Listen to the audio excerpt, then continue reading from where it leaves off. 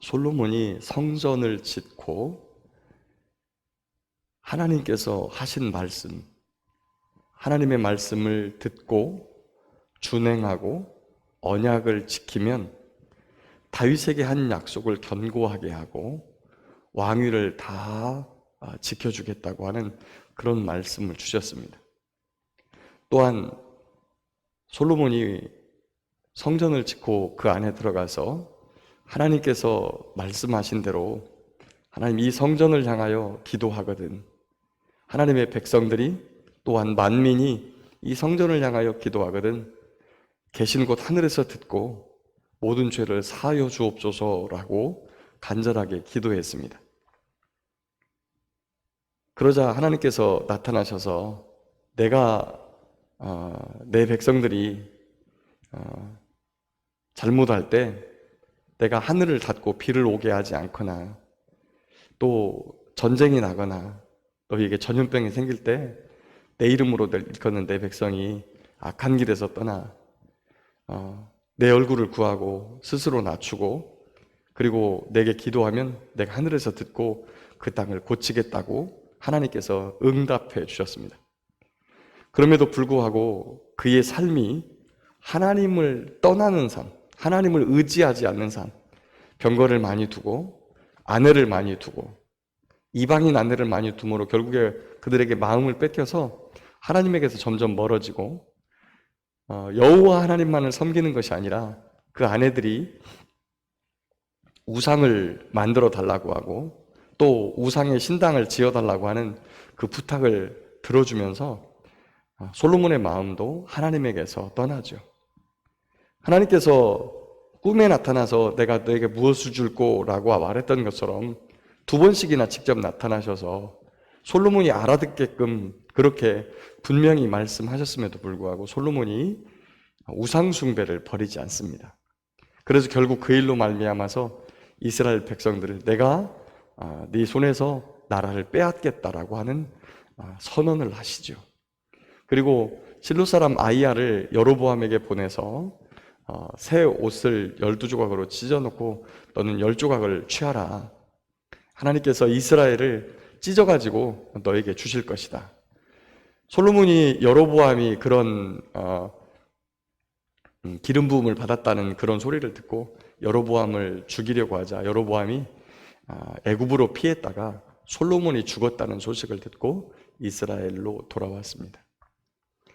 그리고 이스라엘 백성들과 함께 솔로몬의 뒤를 이은 이 르호보암에게 찾아와서 좀 아버지가 세금도 많이 우리에게 부여하고 그리고 솔로몬이 건축을 굉장히 오랫동안 했거든요. 이 성전을 건축하는데 7년 그리고 왕궁을 건축하는데 13년 20년 동안 성전과 왕궁을 짓고 그 이후에도 각종 성을 짓고 뭐 국고성을 짓고 그 다음에 여러 가지 이렇게 국력을 강화하기 위한 또는 여러 가지 이런 이 솔로몬이 건축하는 것들을 많은 것들을 좋아했기 때문에 세금도 많았고 노역도 많았죠. 그것을 좀 약하게 해달라고 그렇게 이야기했던 것입니다.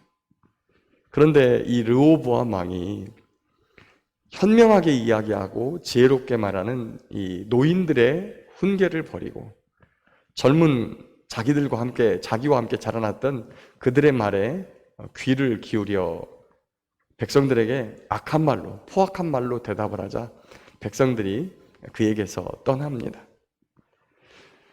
우리도 이렇게 이런 일들을 우리 주변에서도 보죠. 왜 사람들에게 좀 부드럽게 대하고 좋은 말로 대답하면 그렇게 좋을 텐데 심지어 가정 안에서 가장 가까운 사람이 말을 아주 심하게 할 경우에 굉장히 큰 그것이 마음에 상처와 아픔이 되어서 마음이 하나둘 수 없는 지경에 이르는 그런 것들을 봅니다. 말을 부드럽게 하는 것이 돈 드는 것도 아닌데 그게 쉽지 않더라고요. 그러면 말이 무엇을 나타내느냐? 말이 우리의 마음 상태를 나타내는 아주 우리의 마음을 가장 정확하게 나타내는 것이 우리의 말인 것 같습니다. 우리가 마음으로 믿으면 그 다음에 입으로 시인하는 것이 가장 먼저 일어나는 거예요. 내가 마음속에 무엇이 들어있는지를 정확하게 볼 수 있는 것이죠. 잠언에서 늘 말하기를 여호와를 경외하는 것이 지혜와 지식의 근본이거늘 미련한 자는 이것을 멸시하느니라. 그리고 솔로몬이 얼마나 지혜로웠어요. 그런데 그 아버지 솔로몬이 가르친 대로 그렇게 살지 않고 자기들과 함께 자라난 악한 자의 말을 따르는 이 르호보암을 봅니다. 잠언이 우리에게 부탁하기를 아들아, 내 아들아, 내 아들아, 내 아들아, 내 아비의 말에 청종하고 내 어미의 말에 귀를 기울이라. 이것이 지혜라. 이렇게 말합니다. 이 조상들이 가지고 있는 지혜, 그것에 귀를 기울이는 그러한 마음.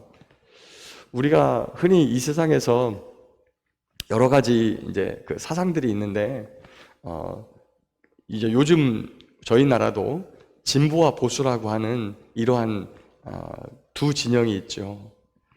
자, 보수의 가장 강력한 그 특징이 뭐냐면 과거에 했던 일들에 대한 조상들이 했던 일들에 대한 일들을 그대로 행하는 겁니다. 그것을. 그러니까 원래의 목적은 뭐 그대로 행하는 건 아니고 좋은 것들은 그대로 행하고 또 거기에 바탕을 두고 개선해서 무언가 정책을 만들고 이 과거의 가르침에 대해서 잘 보존하고 그것을 시행하는 것이 보수의 이념이죠. 근데 진보의 이념은 바꾸는 겁니다. 다 잘못됐으니까 뒤집자라고 하는 것이죠. 이런 부분이 극렬하게 너무나 극렬하게 드러나서 시행되는 부분이 이 사회주의 혁명입니다. 다 바꾸는 거죠. 그런데 사회주의 혁명이라는 것이 다 좋을 것 같으나 그 과거에 그 수천 년 동안에 걸쳐서 조상들이 쌓아왔던 그런 지혜로움과 이런 것까지도 다 바꾸는 거예요. 과거의 건 다 나쁘다 이런 식의 근본적인 생각이 있기 때문에. 그런데 성경에서는 내 조상들의 말에 귀를 기울이고 그런 지혜로움을 잘 지켜야 된다라고 우리에게 가르치죠. 원로들이 해주는 지혜로운 말을 버리고 그 친구들, 동무들, 젊은 사람들의 말에 귀를 기울였다가 그만 나라를 빼앗기고 맙니다. 자, 그런데 이런 르호보암의 어리석음의 행동이 오늘 15절에 보니까 왕이 이같이 백성의 말을 듣지 아니하였으니 이 일은 하나님께로 말미암아 난 것이라 이런 말씀이 있습니다.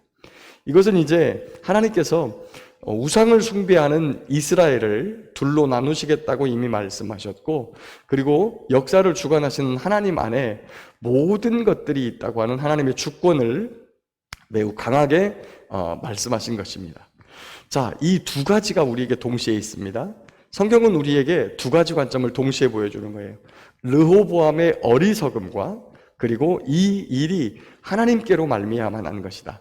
역사의 주관자가 되시며 하나님의 뜻에 합당하게 하지 않으면 하나님께서 말씀하신 대로 우리에게 고통과 아픔과 여러 가지 이 진노의 일들이 벌어진다라고 하는 두 가지 관점을 정확하게 보여주고 있죠.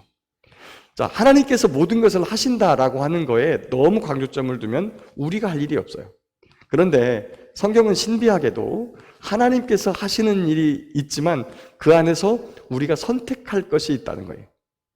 자, 이런 일이 있습니다. 이제 훗날에 이스라엘 백성들이 바벨론에게 멸망을 당하는데 어느 날 느부갓네살이 꿈을 꾸지요. 큰 나무가 하나 있는데 그 안에 온갖 새들이 이렇게 깃들고 있는데 그 하늘로부터 음성이 나서 그 밑둥을 쳐라. 그러나 그 그루터기는 남겨두어라 라고 하는 말이 있습니다. 아무도 이것을 몰랐을 때 다니엘이 꿈을 해석하죠. 그 왕은 바벨론 왕 느부갓네살입니다. 그런데 웬일인지 하늘에서 이 지혜를 빼앗고 그 밑둥을 쳐라, 끊어내라 라고 말하는 거예요. 그래서 다니엘이 이 느부갓네살 왕에게 조언을 해서 백성들을 정의롭게 공의롭게 다스리게 하고 하늘이 준 것에 대해서 감사하게 하라. 이렇게 해서 그렇게 1년쯤 시행하고 있다가 어느 날 갑자기 왕궁에서 그 바벨론 성에 있는 그 영광을 바라보다가 자신이 이런 것들을 이루었다라고 이런 마음이 딱 들어오자마자 그가 지혜를 잃어버리고 미친 사람이 되어서 왕에서 쫓겨나는, 그러나 그루터기만은 남겨두었다가 다시 7년 만에 왕위로 복귀하는 그러한 일이 벌어져요. 또한 악한 왕 와합일지라도 그가 하나님의 진노의 잔을 마시기로 작정되었으나 하나님의 말씀을 듣고 그가 베옷을 입고 하나님의 말씀 앞에 두려움을 가지자 하나님께서 그 진노를 미루죠. 그 사후에 그의 집을 멸망시키는 일로 미룹니다. 물론 그 악한 아합의 지혜로움이 돌아와서 여호와를 온전히 알았다 이런 말씀은 아니지만 그러한 일이 벌어져요. 이 세상에서는 우리가 해야 되는 일과 하나님의 주권이 분명히 있습니다. 하나님은 모든 것을 아시고 모든 것을 계획하고 섭리대로 이루어 가심이 분명합니다. 그런데 그 안에서 우리는 그런 것들을 잘 모르죠. 내일이 무슨 일이 일어날지도 모릅니다. 그 안에서 살아가면서 어떻게 살아가는 것이 여호와를 경외하며 또 그분의 말씀을 순종하는 것일까?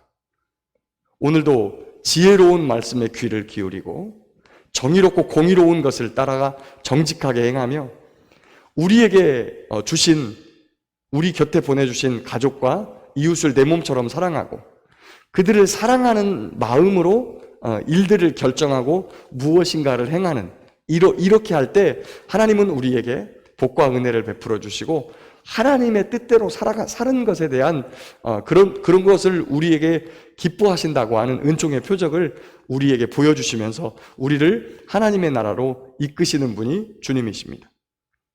여호와를 경외하는 것이 지혜와 지식의 근본입니다. 이것을 어리석게 생각하고 이것을 버리는 자는 미련한 자다라고 잠언이 우리에게 권면합니다. 이렇게 하나님께서 우리에게 원하시는 바 정의를 사랑하고 또 많은 인애와 자비와 사랑을 우리의 마음속에 두어서 하나님께서 원하시는 복된 믿음의 삶을 살아가는, 지혜의 삶을 살아가는 저와 여러분의 삶이 되시기를 예수님의 이름으로 축복합니다.